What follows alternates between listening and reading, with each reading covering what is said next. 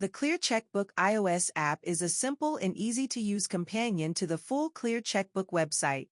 This video gives a quick overview of many of the main features of the app.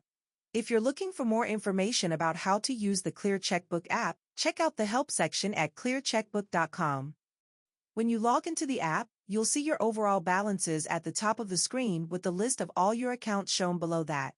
In this example, I've created different account groups to help organize my accounts. Clicking on an account will take you to a list of all transactions associated with that account. Selecting a transaction will load the Edit Transaction form where you can see all of the information about the transaction as well as edit it. To add a new transaction, click the plus button at the bottom right side of the screen. This will open the Add Transaction form where you can enter the details of the new transaction. We have a recurring transactions and bill tracker tool built into the app. To see these, click on the Scheduled menu item at the bottom of the page. The first screen to load will be the Reminders and Recurring Transactions list. You can see all of your upcoming scheduled transactions and reminders here. Clicking on the plus sign at the bottom right side of the screen is how you can add a new one. To view the bill tracker, click on the Bills menu item at the top of the page. The bill tracker is a tool that helps you manage when your monthly bills have been paid. Overdue bills are shown in red while future bills are in blue. To mark a bill as paid, click the Pay button. You can either create an associated transaction that will show up in your register, or just mark it as paid within the bill tracker itself. To find the Budgets and Spending Tracker, click on the Budgets menu item at the bottom of the page. The Spending Tracker is a tool that helps you track your spending based on different time periods and various income amounts you've set up. This is a great way to keep your spending in check.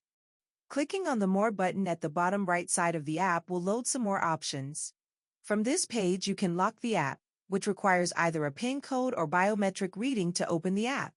The Settings page is where you can control the behavior of the app. Remember the Main Accounts page that loaded at the beginning of the video?